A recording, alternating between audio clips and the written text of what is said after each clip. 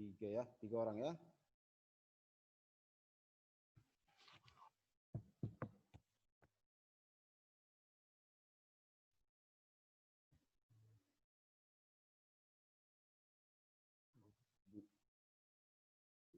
Gabriel.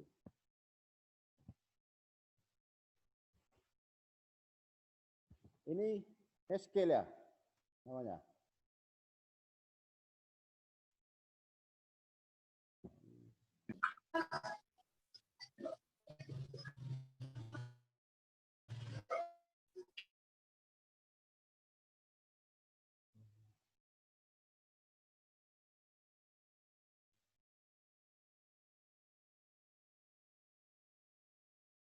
Halo, selamat pagi.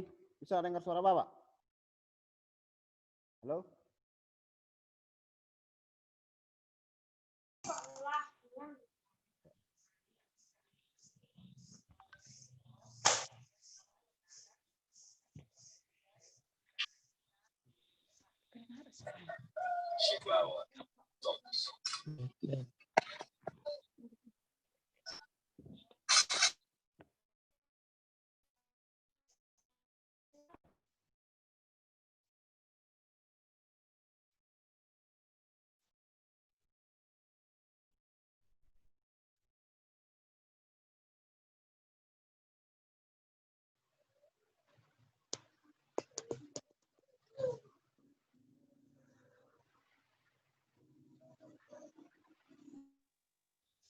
Si Kristi bisa dengar? Halo, Kristi? Bisa, Pak. Bisa ya? Bisa, Pak. Oke, si Bisa, Pak. Eskel, bisa ya? Si Hotbi Gabriel. Karena sudah pakai pulsa. Sehat, Pak. Ya. Oke lah, saya rasa kita mulai. Selamat pagi kepada siswa Bapak yang ikut gabung dalam acara Zoom meeting ya.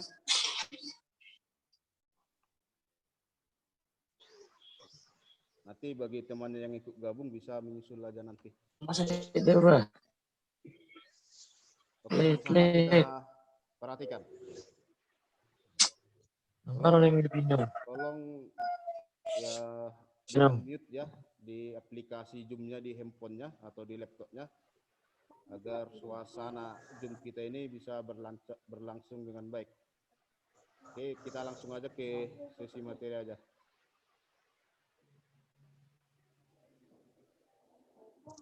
Minta memberi.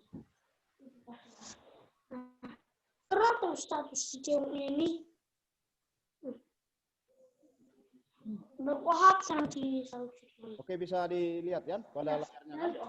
Di layar handphonenya. Bisa, Pak. Ya. Nah, materi kita hari ini itu mengenai topik yang ke-7 yaitu mengenai model, gaya dan tema bangunan rumah tinggal. Ya. Materi sudah Bapak share tadi di WA grup kita. Mungkin sebagian siswa kami sudah membacanya ya. Ya, Pak. Kita lihat aja dulu. Nah, kira-kira nanti hal-hal apa saja yang perlu kita pelajari di sini, yaitu mengenai tipe-tipe ya, tipe untuk bangunan hunian dalam kategori rumah tinggal sederhana. Jadi nanti ada 5 jenis model atau ciri-ciri khas dari rumah tinggal itu sendiri, yang mana masing-masing model itu memiliki ciri khas dan struktur yang berbeda, baik dari segi tatanan ruang, kemudian dalam pemilihan perabot ya, kemudian dari segi warna ataupun aksesoris pendukung lainnya.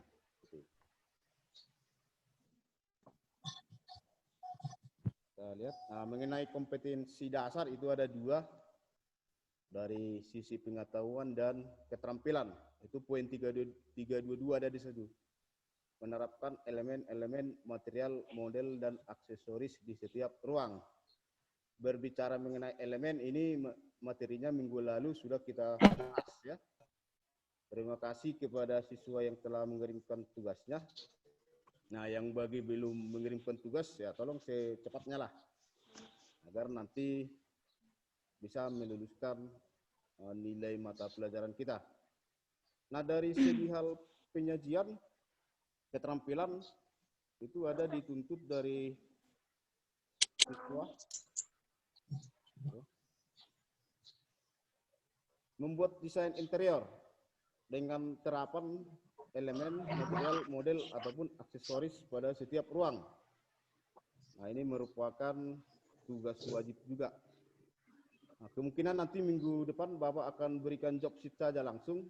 Itu ada membuat gambar 2D dan gambar 3D ya. Nah, di sini nanti mungkin siswa akan mengalami beberapa kesulitan dalam penerapan model ini. Jadi langkah baiknya memang kalau segi keterampilan, kalau kita sajikan bentuk daring pasti ada kesulitan ya. Setiap model pembelajaran itu ada segi negatif dan ada juga sisi positifnya. Nah, mengenai angket yang telah Bapak bagi ya kemarin, Bapak perhatikan belum semua software CAD itu sendiri. Ini menjadi suatu tantangan lah bagi kalian bagaimana menguasai aplikasi itu. Jadi sebelum bergerak kita gambar 3 dimensi, ya gambar 2D harus dikuasai dulu. Dari angket yang saya perhatikan, yang telah saya bagi, hanya beberapa yang bisa. Lainnya masih pengenalan-pengenalan saja. Itu menjadi tantangan juga. Ya, walaupun demikian, pembelajaran ini tetap harus kita lanjutkan juga. Apapun situasi dan kondisi, ya, kita harus tetap semangat. Oke? Nah, kita next saja dulu. Oke, Pak.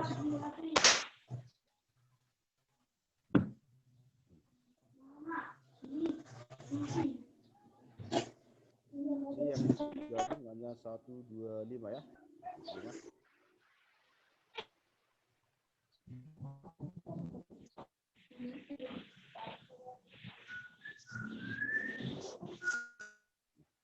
Mengenai indikator kompetensinya itu ada tertera di situ ya. Yaitu yang pertama, siswa itu diharapkan dapat menjelaskan beberapa model rumah tinggal.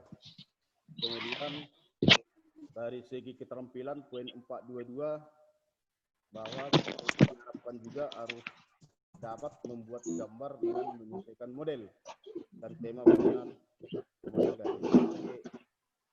Tingkat pencapaian kita.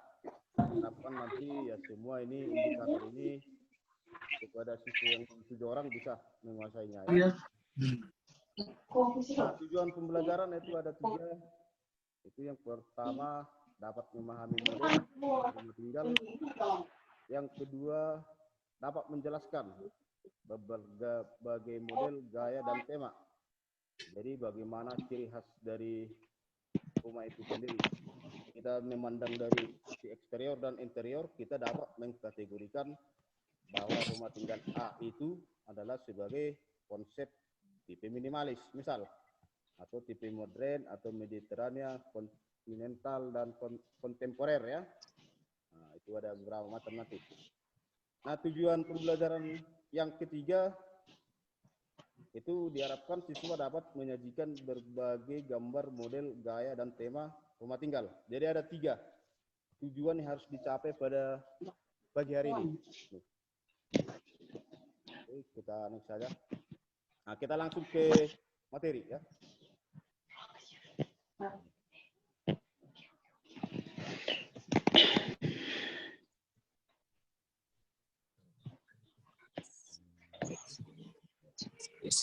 Nah, Bapak bacakan sebentar ya. Nah, sambil kalian pahami pada layar handphonenya. Model, gaya, dan tema bangunan rumah tinggal. Itu paragraf pertama Bapak tuliskan di situ. Berpegang pada keseimbangan antara fungsi dan tampilan ekspresif dari bangunan, penataan pasak dan alur pergerakan sangatlah penting dengan melakukan pendekatan ekspresi pada penggunaan garis dan warna. Penataan fase itu artinya penataan ruang ya. Nah, penataan ruang. Ya, Pak. Di mana letak-letak ruang itu yang harus kita tempatkan. Itu dapat kita amati dari dena yang telah kita rencana. Dena itu kan bisa kita amati letak ruang, dimensi ruang, berapa lebar, berapa panjang, arah bukaan pintu, penempatan pintu dan penempatan jendela ke arah mana. Itu. Kemudian pasangan dinding. Dari dena bisa kita amati pasangan dinding itu digunakan jenis apa? Apakah itu berdasarkan ikatan setengah bata, 1 bata, atau 1,5 bata, atau Bata. dinding kayu, kaca ataupun papan atau triplex ya. Itu. Ya, Pak. Nah, paragraf kedua, perasaan yang timbul menampilkan ekspresi dari karakter bangunan lepas dari unsur budaya dan keadaan alam setempat. Kemudian ada tulisan di situ. Masing-masing kita cermati dulu ya. Perubahan disesuaikan dengan tatanan alam dan tanpa mengurangi nilai fungsi dari bangunan itu sendiri, sehingga tampilan bangunan menyatu dengan keadaan alam setempat. Nah, jadi karakter bangunan itu yang pertama kali bisa kita amati dari sisi eksterior ya. Kita dapat membedakan apakah itu rumah tinggal, rumah ibadah, ya, bangunan umum, bangunan sekolah dari tampilan eksterior. Kan bisa kita amati, ada ciri-ciri khas. Tapi dalam sesi ini kita persempit lagi karakter bangunan yang difungsikan sebagai rumah hunian ya, atau rumah tempat tinggal yang dihuni oleh satu keluarga. Jadi kalau dikatakan rumah hunian atau rumah tinggal, tidak mungkin di situ ada nanti ruang teori, ada ruang praktek ya, ada ruang lab, berbeda itu. Karakter itu sendiri dipengaruhi, ada di sini saya tuliskan pengaruh unsur budaya ya, dan keadaan alam setempat. Saat plan tanah yang berada di daerah, apakah daerah pegunungan, daerah lembah, dataran datar, itu tentu mempengaruhi perencanaan dari bangunan itu. Ini juga hal yang perlu kita pertimbangkan. Tinggi rendah tanah itu bagaimana? Itu nanti lebih materi ini di pemahaman struktur ya, fungsi dan utilitas bangunan. Itu lebih kuat materinya di sana. Nah, jadi ada 2 paragraf pengantar singkat di situ. Jadi kalau kita cerna dalam, memang begini tulisan-tulisan arsitek itu. Oke, ya kita lihat dulu. Ada 4 di sini. Ada 4 pertimbangan dalam membuat model atau gaya, tema, eksterior, dan interior bangunan. Nah, inilah dasar kita dalam merencanakan sebuah bangunan rumah hunian. 4. Cara teoritisnya itu ada 4. Yang pertama ya, ini saya tunjuk di mouse saya ini. Ukuran atau dimensi ya. Nah, apa yang dimaksud dengan dimensi? Dimensi diartikan di sini itu dimensi ruang luar yang terkait langsung dengan pengunjung diperoleh melalui perbandingan skala dan proporsi tubuh manusia. Jadi dalam ilmu arsitek itu dikenal dengan namanya antropometri ya. Rumah hunian itu kan difungsikan dihuni oleh seorang manusia. Itu dasar pertimbangan kita menentukan ukuran-ukuran. Berapa tinggi pintu, berapa lebar standar dan tinggi jendela. Itu skala dan proporsinya diperuntukkan untuk manusia usia dewasa. Jadi tidak perlu kita temukan bahwa tinggi pintu itu di bawah 1 meter. Kan itu. Karena kalau pintu di bawah 1 meter untuk hunian ini agak kita memasuki area dalam. Kecuali untuk rumah adat ya, mungkin ada beberapa rumah adat yang kita tentukan. Tapi dalam hal ini kita akan coba mendesain sebuah rumah hunian konsep masa kini lah namanya ya, masa kini. Itu mengenai dimensi, berapa lebar ruang tamu yang standar, berapa luas kamar tidur, berapa ukuran kamar mandi, bangunannya 100 meter kuadrat misal. Itu pemahaman terhadap dimensi kita harus bisa secara luar kepala lah ini. Berapa tebal kosen, berapa lebar kosen, nah itu berkaitan di sana semua. Yang kedua, dalam membuat model kontur ya. Sini. Apa yang dimaksud dengan posisi kontur tanah ya? Memanfaatkan kemiringan kontur sehingga letak ketiga massa memiliki perbedaan ketinggian. Jadi yang dimaksud ketiga massa ini elemen bangunan sendiri. Ada lantai, ada dinding, ada plafon dengan atap. Jadi tiga elemen ini kita satukan membentuk sebuah dimensi 3 atau 3 dimensi. Jadi kalau cuma lantai atap itu tidak disebut dengan rumah hunian. Kalau hanya lantai dan atap tidak ada dinding tidak termasuk kategori rumah tinggal. Jadi harus ada partisi atau dinding, lantai dan plafon atau atapnya. Nah itu juga menjadi nilai pertimbangan bagi seorang perencana ya. Kemudian pertimbangan yang ketiga berkaitan dengan warna ya. Penggunaan warna-warna yang sangat berkaitan dengan unsur alam seperti warna hitam, putih, coklat, dan abu-abu. Dan penggunaan warna yang berkaitan dengan tradisi masyarakat seperti warna kuning, merah, coklat, dan keemasan. Jadi penerapan warna ini harus kita hati-hati dalam penempatan warna ini. Nah, sajian materi juga ini sudah kita bahas, kalau tidak salah Bapak, kira-kira 2 minggu yang lalu ya, mengenai warna. Nah, itu juga kita hati-hati. Setiap warna itu memiliki ciri dan karakter yang berbeda. Kapan kita terapkan warna merah, putih, ya, warna-warna pastel ya, hijau, nah itu memiliki nilai-nilai tertentu. Artinya si penghuni akan mengadaptasi terhadap warna tersebut. Itu artinya penerapan warna pada untuk ekspresi dari si penghuni terhadap warna itu sendiri. Yang keempat itu berkaitan dengan tekstur dan material.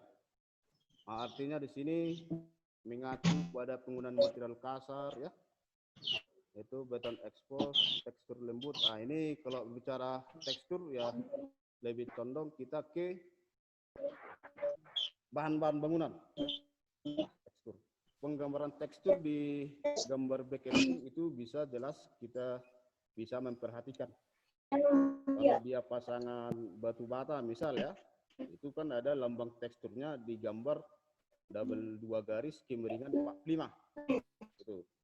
Setiap gambar-gambar pasangan memiliki gambar tekstur yang berbeda-beda. Baik corak, tebal garis ataupun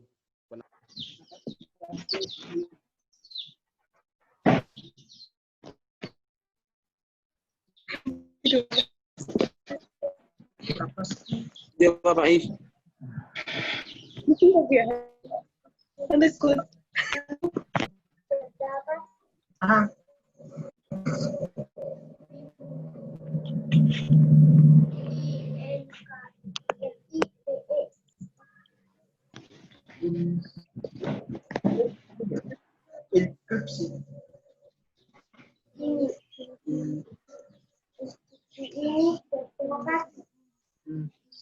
How like it?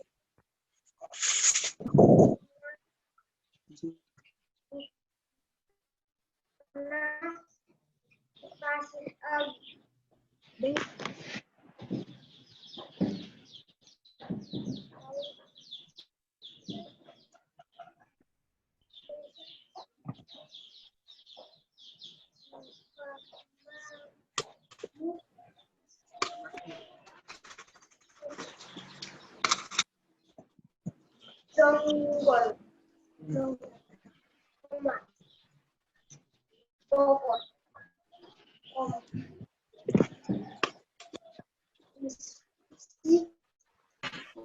Udang beri. Lele jangan Pak.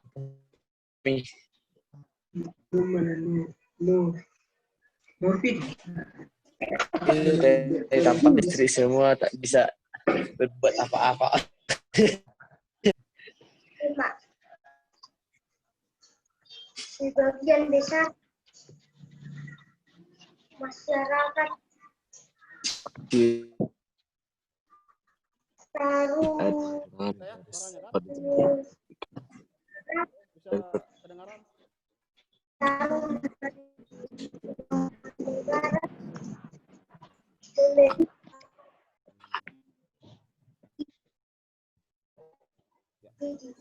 Nah, yang beragama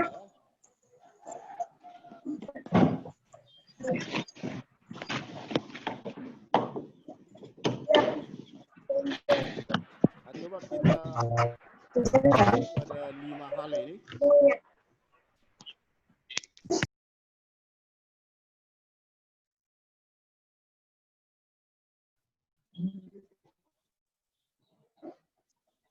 Buka kurung dulu, buka kurung baru kurung doang. Buka kurung.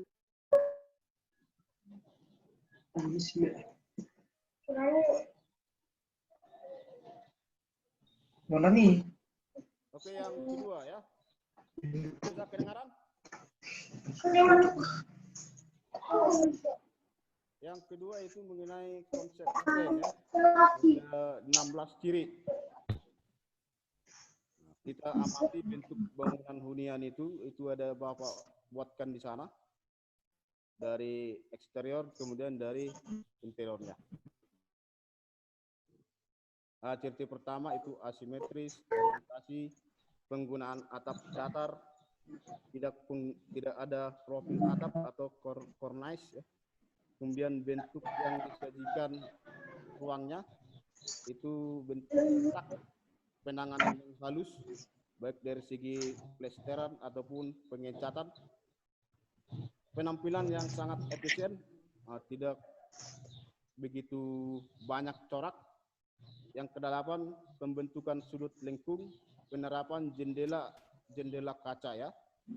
Kemudian penerapan material aluminium dan stainless steel trim pada pintu dan jendela. Jadi kusen ini kalau konsep modern kan terbuat dari kayu, terbuat dari bahan aluminium ya. Panel yang disajikan mengkilap, bahan stainless. Baluster artinya pegangan-pegangan pada tangga, terbuat dari metal, deretan jendela atau garis-garis. Nah, jadi ada 16 mencirikan bangunan yang dikatakan dengan modern ya.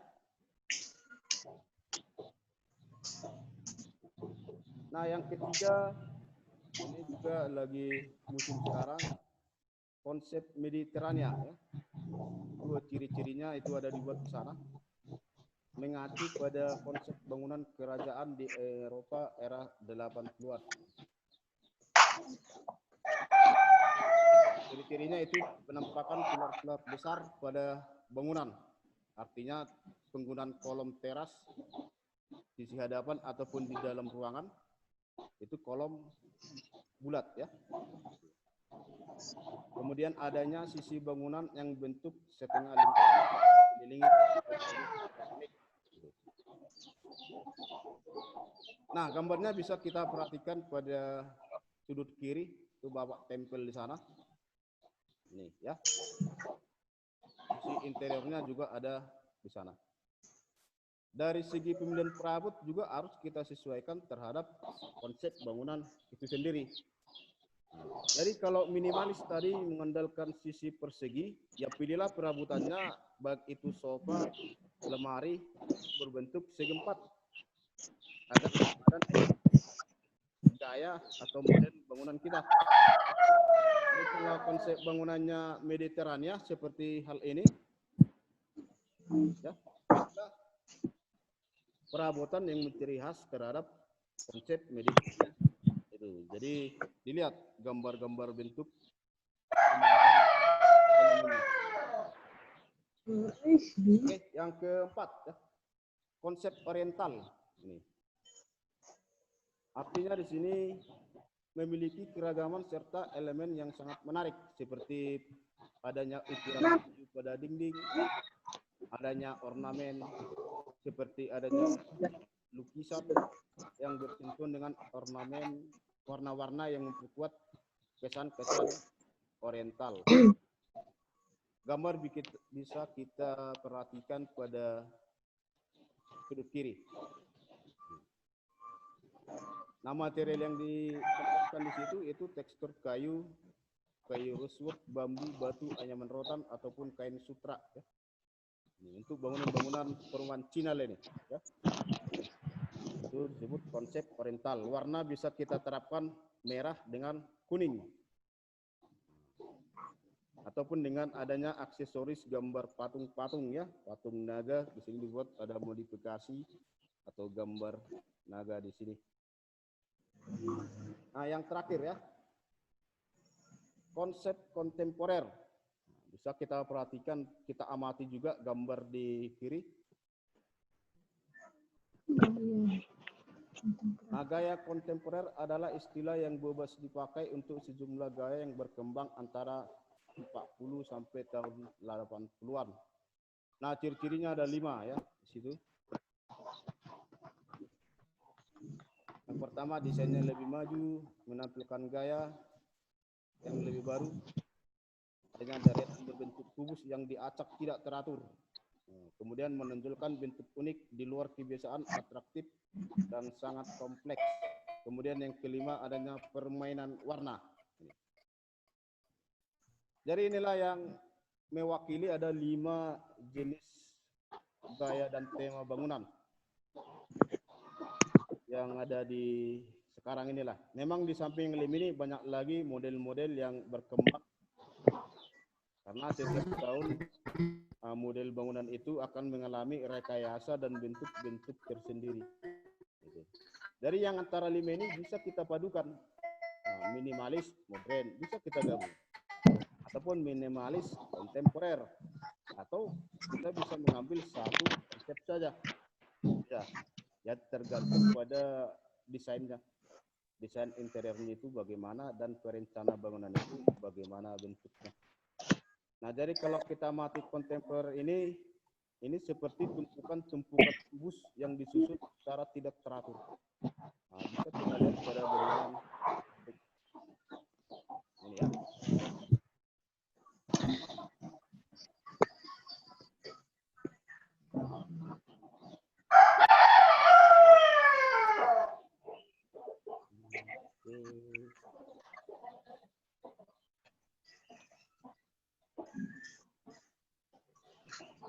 Nah, ini ya. Jadi ada 5 tadi. Nah, untuk lebih mematangkan, tentu di akhir sesi itu ada pemberian tugas ya. Jadi yang Bapak buat itu membuat tampak eksterior dan tampak interior. Berarti kalau tadi ada 5, berarti gambar yang kamu kirim nanti ada berapa ya? Ada 10. 10 yang tersaji nanti ya. Nah, untuk lebih lagi bisa kalian lihat di grup kita itu materi-materi yang Bapak terangkan tadi. Jadi kalau selama pembelajaran daring, ya siswa itu diharapkan harus lebih aktif lagi ya. Oke, udah ada warning di sini, waktu udah hampir time limit ya, habis. Kira-kira masih ada yang mau ditanya di sini di antara hal yang Bapak terangkan? Ada 2 atau 3 menit lagi nih. Tidak. Nah, itu lah. Sudah selesai ya.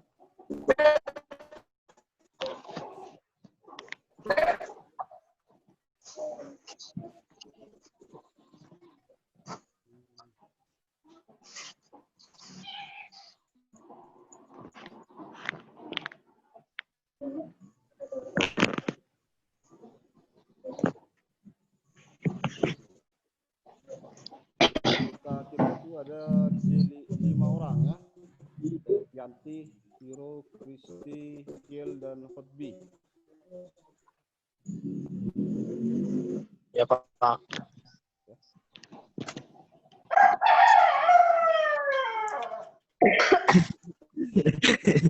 Harus kemudian. Nah, demikianlah untuk penyajian materi Bapak. Ya, sehat. Maleo. Harus mudah masuk bahas tuh. Minggu. Kalau Allah bisa mungkinkan, nah, kita bisa lanjut lagi. Terima kasih. Baik. Itu kok nih bang, boleh minggu. Oke ya, selamat pagi semuanya ya. Salam sehat dan tetap jaga kesehatan ya. Baik Pak.